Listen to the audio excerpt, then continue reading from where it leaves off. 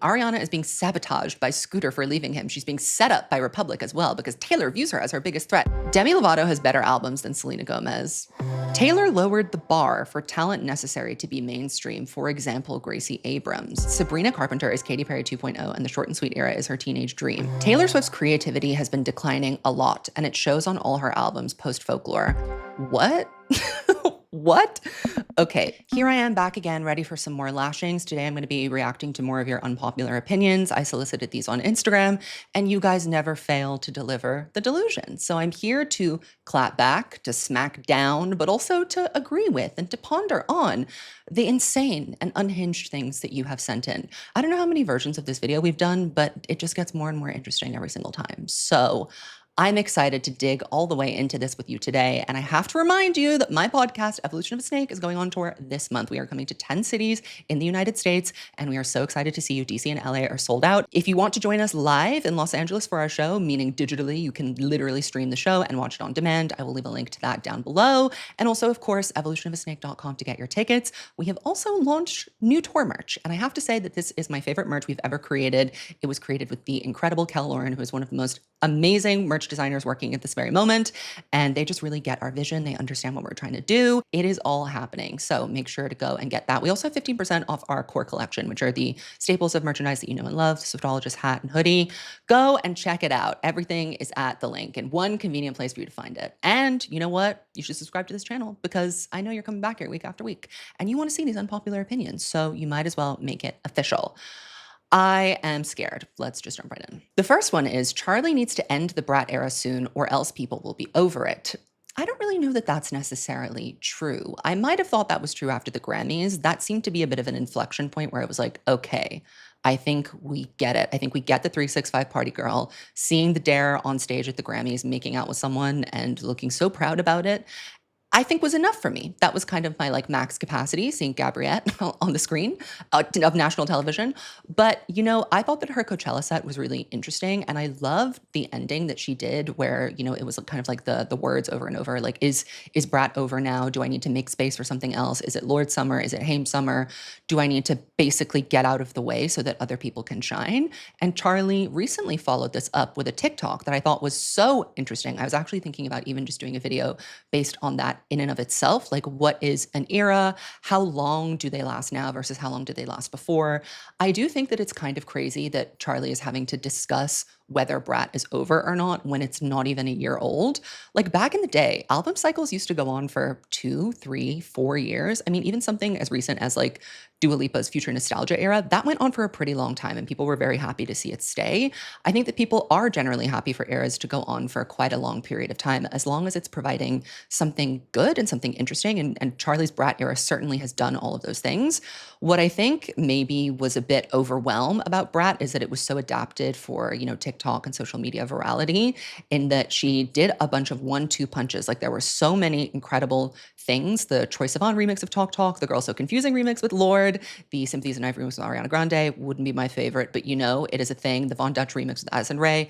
All of these things came in like very close succession and definitely contributed to the fact that Brat was like a huge cultural moment. But I also do think that, like, you know, if we were in the interest of trying to make this era have some longevity, make it expand longer than just a summer, then perhaps those surprises, the remix album, could have been doled out over time. It also feels like we went so quickly from like the Sweat tour to the Brat Arena tour. There just hasn't been a lot of breathing space. And again, I think that it's like a chicken and egg problem because social media and the way that we consume music as a product now has really changed so drastically. And even though Charli was able to create this like fully realized, very like intricate, layered and complex world, people are still tired of it. And I think that, you know, when you say that you're tired of something and you push an artist to like really quickly iterate and evolve into something else, that's when you start seeing the eras merging together. That's when you don't see a lot of innovation, when artists aren't really allowed to be dictated by their artistic nose instead of like what people want to see from them. And I think Charli is publicly mulling over this information, which is what's really interesting about Charli as an artist, is that she's so much in conversation with the culture and what's going on around her in a way that other main pop girls or people of her caliber and popularity just aren't. And, because her audience is very much comprised of terminally online gays, they tend to have really unrelenting standards of like perfection. So what people are asking for when they ask for a next project is they want more of the same, really. They want more brat. They want brat again, but make me feel like it's different. But that is literally an impossible bar to clear. And it's almost like Charli is heading into the sophomore slump after having an incredible debut, because really this was, her moment where she cut through the noise and managed to become really a mainstream artist. So I really think her next project is kind of her sophomore record in a sense. And I think she is struggling with whether she wants to let that go or if she wants the tension of staying too long. That's something she said in her TikTok. And I think there is something to be said about that. That is an interesting thing. And Charli, at the end of the day, I think thrives best when she has something to prove, when she has a natural antagonist. A Brat only came about because she spent so many years kind of like trying to see if she could blend both her artistic, like her hyper pop explorations with her kind of inner crave and desire to be a main pop girl and to have a certain kind of success. So I think that being on top of the world is actually not necessary conditions for her to create something great. In fact, if anything, it might maybe hinder her or hold her back just a little teeny tiny bit. But either way, I am very excited to see like what Charli comes up with next, whether it's a continuation of the Brat era. I don't think that people are going to be over it anytime soon. I just wonder if there's another way that she can iterate it. Like when she scribbled it out, there is definitely more to be done with Brat. I would like to maybe see another project that continues on from it, because the album was short and the remix album is just that. It's a remix album. It's not new songs. So I'm curious. So speak for yourself. Lots of opinions about Tate McRae. You will see throughout this video there are many differing and varied opinions on whether or not Tate McRae is a main pop girl. Someone said Jade deserves the rising main pop girl spot Tate will leave open when she's canceled. This is a very interesting comparison. And also I think people have very little like awareness of the relationship that pop stars have to each other and also that they occupy in the public imagination. Tate is not going to get canceled. I talked about this a little bit on TikTok. Like people are mad that she's doing a Morgan Wallen collaboration, but ultimately this will only benefit her because normal people in the real world aren't really saying, I'm never going to listen to Tate McRae's music again because she did one collaboration with someone that I don't like or someone that is a bad person. Admittedly, I personally would not be out here collaborating with Morgan Wallen, okay? But that's neither here nor there. This collaboration is only going to be a good thing for Tate because he's a huge artist and he's going to expose her to, the audience of normies, which is actually who you need to target to become a main pop girl. Being a main pop girl is actually not about whether the girls and the gays like you or not. If it was true that gay culture and like being popular with the gay community elevated you to the elite status of main pop girl, then why is Carly Rae Jepsen a nothing to most people? She's not a nothing to me and to many people that watch my channel, but to like the average person on the street, they couldn't really tell you a Carly Rae Jepsen song other than Call Me Maybe. The locals, the basics, I think, are streaming Tate McRae. I think they like it. It is a very inoffensive kind of algorithm pop thing. So that's not going to go away. Most people don't go onto their Spotify when they're picking what to play each and every day, which is how you get streams and become famous, and think, well, I actually don't politically agree with this person, so I'm going to hide their music from my Spotify.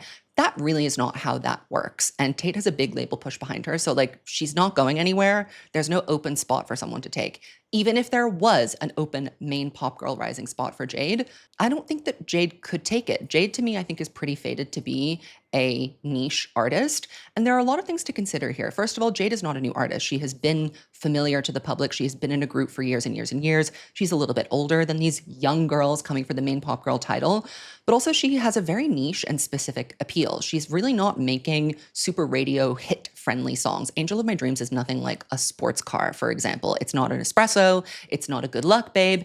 It is a very unique playing to a specific kind of audience sound, and it is not that successful in the UK. She's not doing badly by any stretch of the imagination. Of all the Little Mix girls, her solo career is looking the most promising, and I think she will have a very fruitful solo career, but I don't think she's going to be a main pop girl, and nor does she need to be. She's very interested, I think, in the tension of being a main pop girl, and I think she wants it pretty badly, but she kind of sits alongside Charli with me in my imagination of like, kind of the A-list, B-list, C-list of pop stars, except Charli is, I would say, very much more inching closer to that A-list than Jade really can be. I think the response to her singles, other than Angel of My Dreams, have really been mediocre at best. I like them. I've actually liked every song she's put out, but I think you have to look at like the numbers and what people are actually listening to determine who's going to be a main pop girl. And the numbers aren't really pointing to that being Jade. Like it's kind of concerning that we're almost a year out from, actually, how long has it been? It's been a few months for sure since the first single came out. The Brits performance was great. It got a lot of internet virality. Did that translate into success for the new single?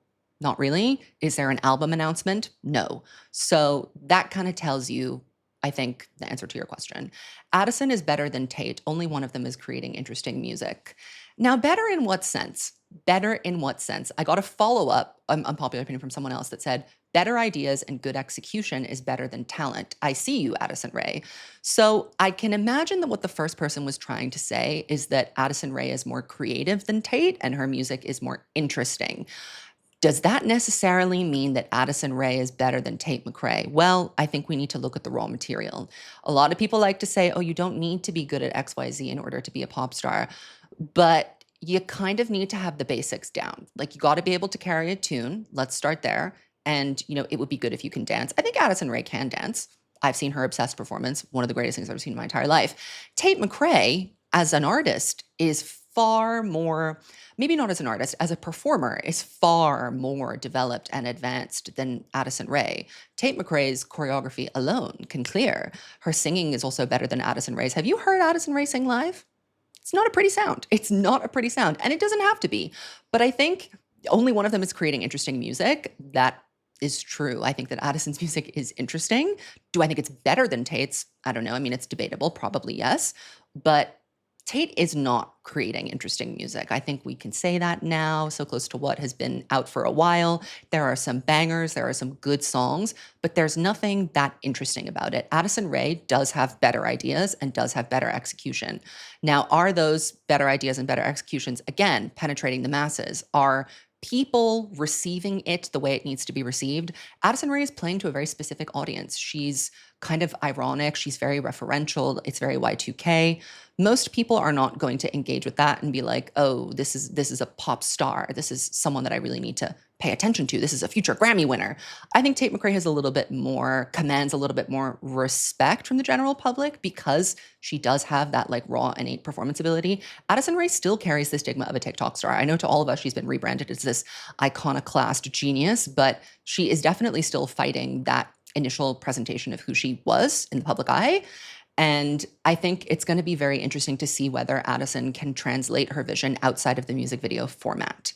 Because when you listen to the songs isolated in and of themselves, I don't know that they are that innovative. Okay, Diet Pepsi is really great. I think Headphones On actually is really great too. The other two songs, High Fashion is nothing special. That is a bog standard pop song. Aquamarine also just kind of mid. So I'm gonna wait for the full project to fully assess what Addison's like capacity and capabilities are. I'm very interested in what she's doing. And I think the aesthetic is very pleasing, but again, it's for the terminally online people. It's for the terminally online people. Most people like Reputation for its attitude and its aesthetic rather than the music. Definitely. I have definitely noticed this. At the Eras tour when Madeline and I went the first time, there was this gay in front of us who got so excited when the Reputation snake came on the screen. But as soon as the music started, he didn't know the words to Ready for It, but he was in all black. He had like the snake. It's very confusing. I think that Reputation is the closest to like bad bitch energy Taylor is ever going to get. And that appeals to a very specific kind of person. And, we had the catchphrase in my Reputation era, like a lot of people understand what a Reputation moment is. Could you ask them to name songs that aren't Look What You Made Me Do? Could you even get them to sing a verse of Look What You Made Me Do? Now that is the real question. But then again, songs like Don't Blame Me have gone viral subsequently on TikTok years after the album itself came out. So you never really know. But I will say that of all the albums that people claim to love from Taylor Swift, this is the one that I see the most fakes in. Like the people that don't actually really understand the album or care about it, they're really just there for the aesthetic. So I do kind of agree with that. Taylor's vocals are underrated. Her vocals during the piano surprise songs at the Eras tour were impressive. I tend to agree. And I feel like whenever I'm talking about Taylor, I always have to be like, well, she's not the best singer, she's not the best dancer, but she is the best writer. But Taylor actually is a very competent singer. She's not a bad singer by any stretch of the imagination. Has she been a bad singer in the past? Oh, yes.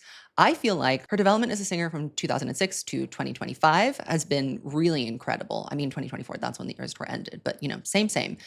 That evolution has really taken a lot of dedication and hard work and practice and training. And I think that most artists that have kind of just okay voices will rely a lot more on like track or lip syncing or whatever. And, there's a lot of debate about whether Taylor was singing on the Eras tour or not. She wasn't for some, she was for some. I mean, it's an age-old recipe. But like, if you listen to the piano surprise songs, if you listen to even acoustic stuff from the Red era with no autotune whatsoever, her performing at Good Morning America, doing those like Sunrise Australia performances, those aren't autotuned. She doesn't have control over that. And she sounded really good compared to where she came from in 2006. So Taylor is definitely a hard worker and has put in the work to becoming a much more competent singer than she ever has been.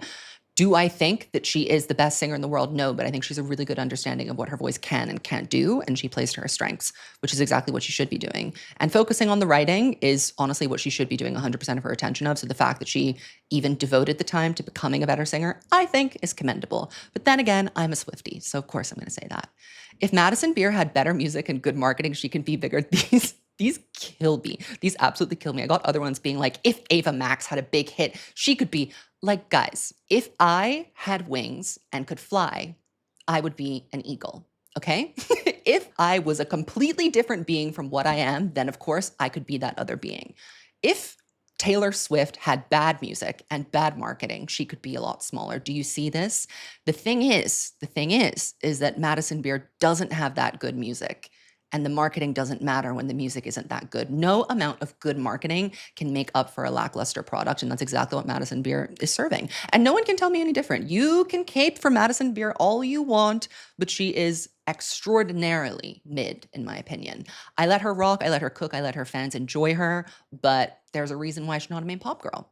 And hasn't been, after having tried for many, many years, okay? Some people you try for many years and eventually get put on, Chappell Roan. Some people are just destined to be in pop's middle class. And that's okay, because we need that. We need that. Taylor Swift's creativity has been declining a lot, and it shows on all her albums post-folklore. I have to really, SMDH, shake my damn head at this.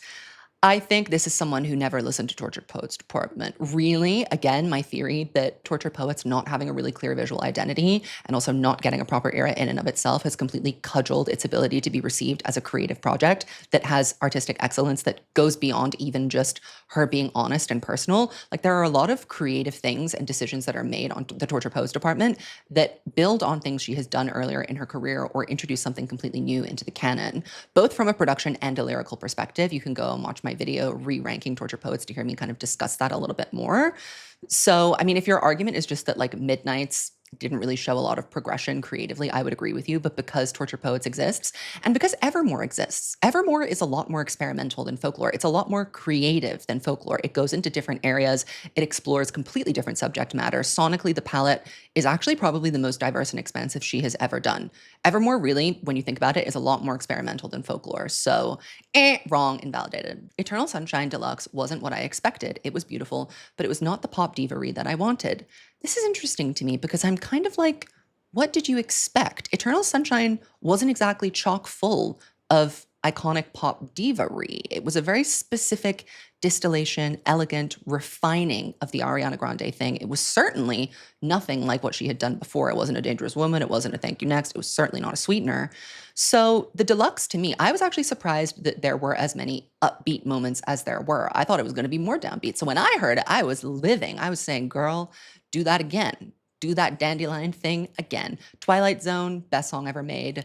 I think it is as close to like pop diva-y as we were ever going to get from a deluxe version of this specific album. So I guess really my question back to your unpopular opinion is, what album did you listen to? Because this sounds exactly like what I imagined it would be. Olivia should wait 3 years between Guts and OR3 like she did last time it worked. Did she really wait 3 years between Sour and Guts? I don't think so. I think it was 2 years. Sour came out in 2021, right? And Guts came out at the end of 2023. I think that Olivia is marinating. She is cooking and taking her time. Someone else sent in an unpopular opinion that was like, Olivia doesn't want it anymore. She is the perfect example of someone that wanted it really bad and then now all of a sudden doesn't anymore. Is this because you heard the song Making the Bed? Is that why you're having that feeling? Do you think that she doesn't want it because she's not actively already in another era? To me, any artist taking their time and taking time off and living their life and collecting experiences is like absolutely essential for their health as a person and a human being and their mentality, but also as an artist. There's a reason why Taylor Swift's first 6 albums are each full of so much development and craft advancement between them because she had 2 years to live her life and learn more lessons and write more songs about what she had learned along the way. Olivia Rodrigo is operating on the Taylor Swift model subconsciously or consciously, and she needs time to go and live her life so that she can write about her experiences. She cannot just hop into the studio like Tate McRae does and bang out another album of algorithm pop. That's not her bag. That's not her thing. So if Olivia has to sacrifice anything in her specific trajectory as a main pop girl for the Gen Z, it's that she can't be as fast as the other girls can because what she does specifically requires time. So I am very happy for Olivia Rodrigo to take her damn time and live her damn life and report back to us when she has something interesting to say. I mean, why rush her? Why rush the process? Oh, here's a really deranged one. Ariana is being sabotaged by Scooter for leaving him. She's being set up by Republic as well because Taylor views her as her biggest threat. Set up and sabotaged? How? Ariana Grande has had like an extraordinary year. She not only managed to completely rehabilitate her career with Wicked, shout out to my video that I made on this, she also put out Eternal Sunshine, which, you know, before it came out, people were not seated and ready for it. The response to Yes and was, I would say, overwhelmingly negative. And it ended up being an incredibly successful era that required extremely little lift from her. No tour, barely any live performances, no interviews, basically. She also put out a deluxe that then again, you know, restarted the conversation, put out a short film. The response to that was overwhelmingly positive. So I don't really see who's sabotaging her or setting her up. And whoever it is doing a terrible job because she's winning. She's winning. And I also think that Ariana's like main focus right now is not being a pop girl. She's said very clearly that like acting is what she wants to be putting all of her attention and her focus into. And so the fact that even on the back burner, she's still a main pop girl doesn't really scream that she's being sabotaged. You see? You see what I mean? There are very few untalented pop girls, but Katy Perry is 100% one of them. You know what? I'm going to defend Katy Perry. Yes, I am. Because I'm not personally invested in Katy Perry's downfall. I feel like there's some sort of misconception that I hate Katy Perry and I like want her to fail. I don't want her to fail. I loved Katy Perry in her prime. Teenage Dream was my thing. I queued up in the sun for 13 hours to get front row to see her at the Formula One in Singapore. And where were you?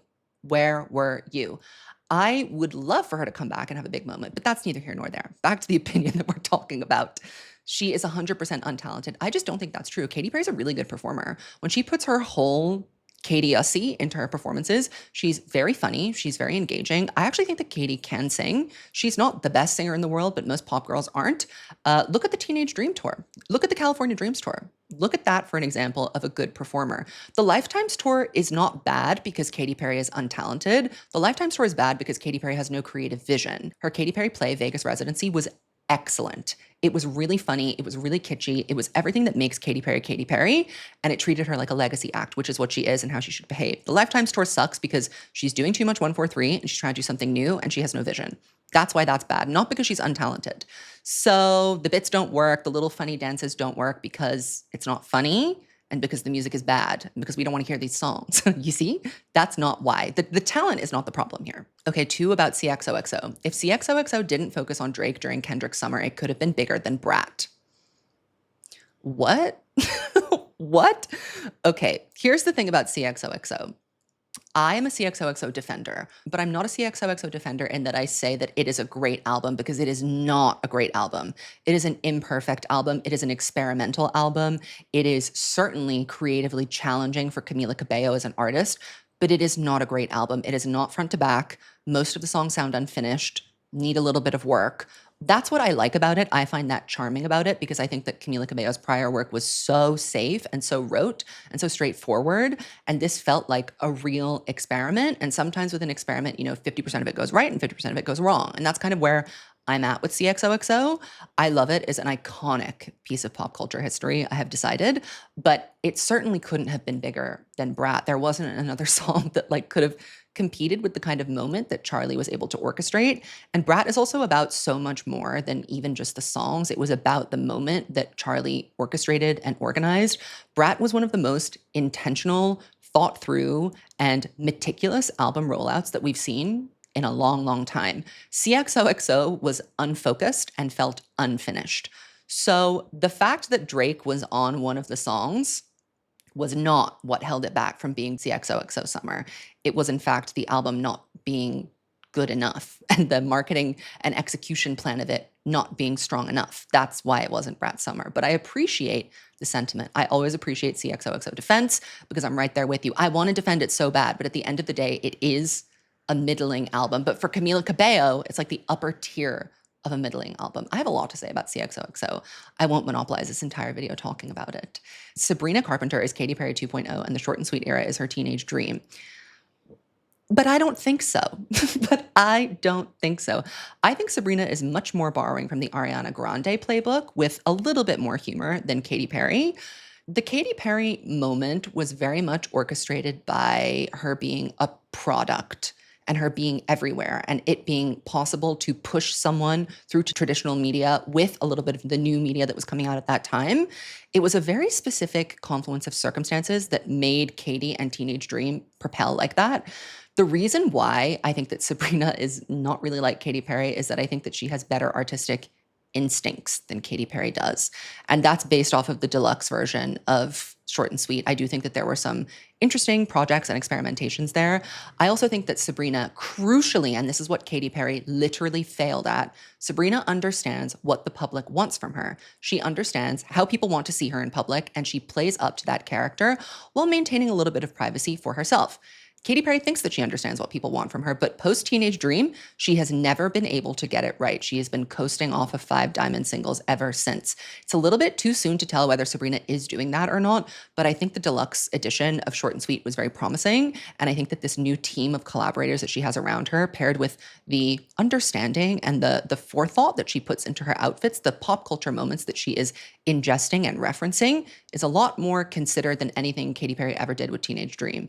2010 was a wild time. It was a wild time. Pop stars didn't have to be as smart then as they do now, okay? And she had great songs. She had great songs from a specific writing session with a specific group of collaborators that was unable to be replicated ever again. So I'm not ready to write Sabrina off as being like that for right now. As a straight white man, Chappell Roan is the pop diva of a generation. Well, who cares what straight white men have to say about pop divas? Can't we girls and gays have one thing? Can't we have one damn thing? Can't we have our pop divas? I'm sorry, this is none of your business. Nobody asked. Nobody asked. Do I agree? Do I think that Chappell Roan is a pop diva of generation? Well, yes, that's neither here nor there. I don't want to hear it coming from straight white men. Sorry. I hate Billie Eilish's "I'm not like the other girls, I'm a tomboy" attitude. I find it annoying and forced. That's actually something about Billie Eilish that I don't think is forced at all. I think that she's been very authentic and true to herself in dressing and presenting herself the way that she wants to. Anytime that she has conformed to like the Hollywood beauty standard, I'm thinking of like her at the Met Gala. That seems to me to have been a deliberate kind of like, let me just play into what you guys want from me for a second before I go back to being who I actually am. And I think that if she's comfortable dressing this way, and if that's who she authentically is, which I think it is, then she should do it. I think you just don't like her. It seems like that might be your problem, because to say that something is not authentic because you find it to be unsavory is not true. Something can be authentic and also off-putting to you. It doesn't mean that it's fake just because you don't like it. Did you hear that? Sabrina Carpenter is boring and has nothing interesting to say. Well, you come up with "That's That Me" espresso, and then we'll have a conversation about who has something interesting to say or not. Gracie Abrams is fine. She's grown on me. We need some girls to be middle-class pop stars.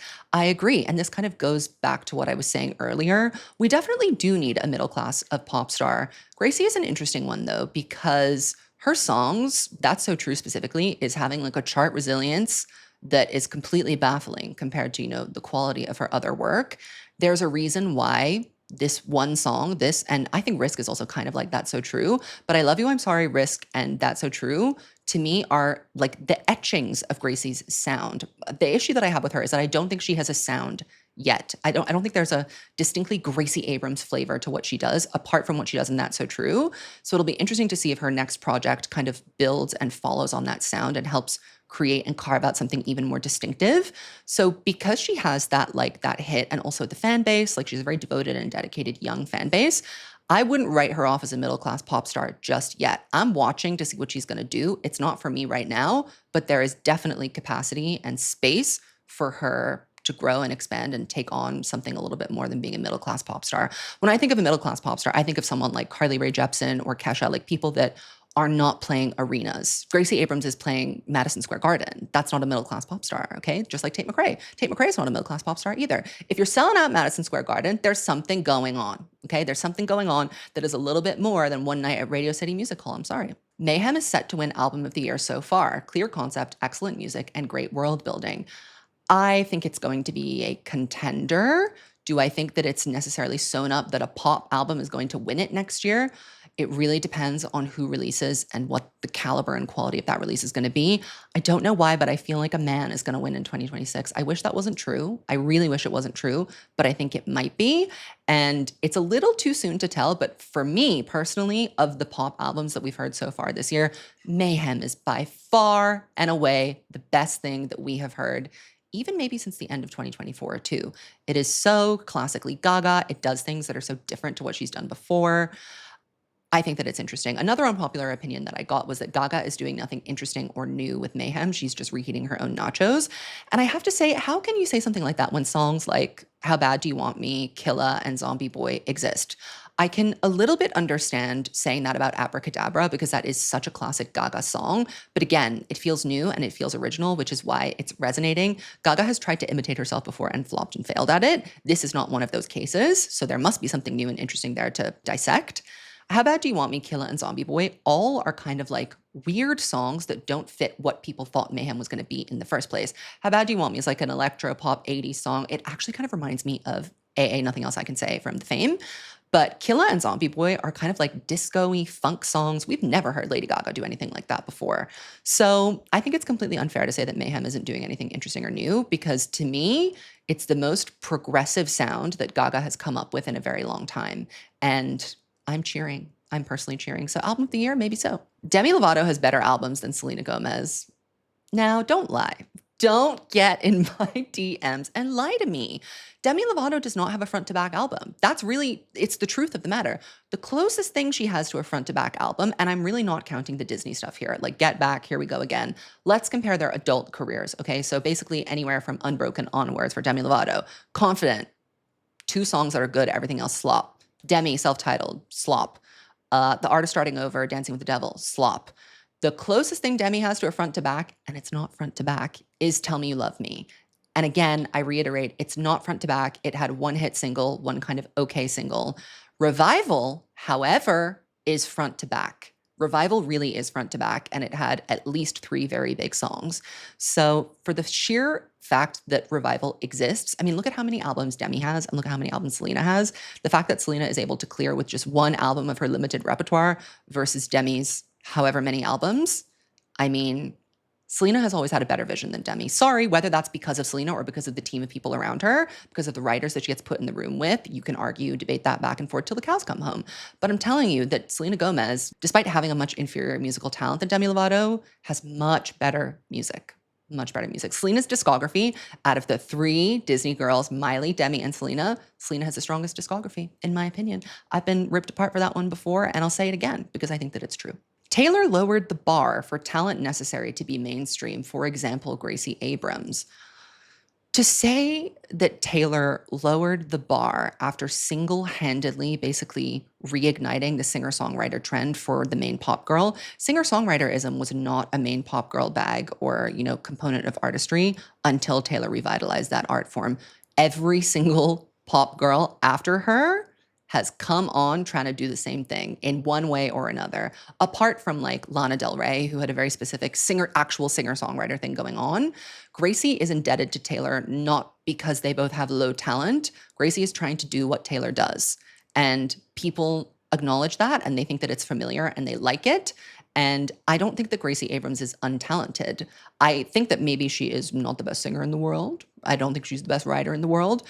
Taylor is a better singer and a better writer than Gracie Abrams. We all know that to be true. So I don't really understand how Taylor, raising the bar of excellence in terms of having pop stars have to write their own songs, which by the way, doesn't work for almost everyone. Every single pop artist that really tries to go out there and write by themselves is not as good at it as Taylor Swift is. So how is that lowering the bar? I throw that back to you. If you're just talking about singing, Charli XCX is not a great singer. She has to use autotune, basically. She said she doesn't even know how to stay on pitch without it. Did she lower the bar? I'm asking. I do not care if an artist is lip syncing parts of the concert if they are serving a 1-2 step. You know what? I actually agree with this. I really DGAF if an artist is lip syncing. I saw Britney Spears twice, and it was two of the best nights of my life in Vegas and in Singapore. And the whole point of seeing someone like Britney live is, do you really go there expecting to hear her sing? No, you want to see her be the diva. You want to see her flick her hair around, do the songs you know and love, do her little choreography, and be Britney Spears. I would also rather hear a clean track than someone struggling to sing the music. And a lot of the times when people are dancing like that, like it's not possible to sing and dance like that at the same time. This is why artists, even such as Beyonce, have pre-recorded parts of their show so that they can dance and sing at the same time. I think that anybody who demands 100% live singing from, an artist, particularly a pop artist who is more often than not like focusing more on the performance than the actual music itself, needs to just go to like one of those basement shows where you get some sort of weird girl from Brooklyn sitting at her piano and warbling into a microphone for 2 hours. Go see that. Don't go to the Renaissance tour. Don't go to the Eras tour. You're not going to be happy. This one killed me. Avril needs to find her Jack Antonoff. She needs better lyrics and inspiring productions. Avril is kind of over. As a contemporary artist, Avril is the diva of my life, my number 2 to Taylor Swift. But like her time of being an innovative artist is long, long gone. And it has been long gone basically since The Best Damn Thing. Avril Lavigne has been reheating her own nachos for that entire time. Love Sucks was a competent portrayal of Avril as she always was. It was a return to what she did before after many years of doing things that people just hated, like Christian rock music, for example. So Avril is really at her best when she does what she knows that she's good at. So I don't think anybody is really out here begging Avril to like try something new. I think what we would like is more of the same. Like we want to hear more pop punk stuff. And I thought that Love Sucks was actually a decent record. So I'm down for more of that. We don't need to be pairing her with Jack Antonoff. She needs better lyrics. Avril has always been a cringe lyricist. Always. That is like part of her thing. It is part of her charm. Inspiring production. I would say that like Love Sucks actually had really interesting production. When she had Travis Barker playing the drums on some of those tracks, it elevated. Avril has never gone full pop punk. It definitely always veers more towards like pop or pop rock. I would love to hear her really lean into the sound that she had on Bite Me. I want to hear that dialed up 10. But the collaborations that she's been doing, like the one that just came out with Billy Idol, does that scream to you like someone who is a really, just waiting to find the producer to make all of these incredible ideas come to fruition? No. Someone's unpopular opinion was, men can be artists. You said at 23:56 in your questions I've been avoiding video that they can't. I was obviously joking. Do you really think that I think that men can't be artists? I'm a man and I'm an artist. I'm a writer. Why the hell would I say that? I was being facetious. I was specifically talking about how, for me and my ears, I don't like to listen to men singing. I don't like male artists. It's just not interesting to me. Plenty of the greatest musicians of all time are men. In fact, men, for the better part of the 20th century, men were pretty much the only people that were considered serious musicians. So God forbid that in the 21st century, we kind of veer a little bit towards celebrating women in music. God. That was also sent in by a man, because who was taking the time out of their day to go to my unpopular opinions intake form and give me a timestamp when I said men couldn't be artists as a joke? Sounds like I hit a nerve. Are you a bad male artist? I think you might be. Katy's flopping because the music she's giving us isn't the Katy we know and want. Yes, I kind of touched on this earlier, but like Katy's main issue, other than being like delusional and out of touch, is that she doesn't understand what people want from her, which is why she keeps doing random stuff and being surprised by the fact that it is alienating and ostracizing people, because she is so out of touch and in music now for the wrong reasons. She's in music to be an icon, to be a diva, to make money. She needs it. She really needs it because of all the legal disputes that she's been in. She is really not in it to be an innovative artist, and that is no clearer than the evidence of 143 and what we saw with that. So I don't think that anybody even knows what we want from Katy Perry anymore, because it's been so long since we've actually seen her give us something that we want. If she tries to give us 2010, it is simply 15 years too late for that. We don't want it anymore. So I fear that she's between a rock and a hard place, because coming up with something new has never worked for her. But also, I think it's kind of too late to go back now. So I'm saying we need to turn the Lifetimes tour into the Katy Perry play residency tour around the world, because there are way too many songs that people don't care to hear being played on that tour, evidenced by the half-empty arenas in the United States. Again, Tate McRae is good, but she needs to be pushed and she needs more in her music. So if everything was different about Tate McRae, she would be good. What? That doesn't make any sense. She definitely needs more music, that's for sure. She needs better music. She needs to put more thought into her music and not churn it out so fast. Does she need to be pushed more? I think she got a pretty big push with So Close to What. And I think she got a pretty big push with Think Later before there was even really a reason to be pushing her. Like, they've been pushing her. So I don't know that the push is the problem. I think that the brand awareness is pretty big. The streams have been pretty good for her album, despite the fact that it is of middling quality. So I think really actually the key to Tate's success is really, it's the music. It's not the push. We literally just need some good music. We're begging for it. Teddy Swim's version of Cruel Summer is better than Taylor's.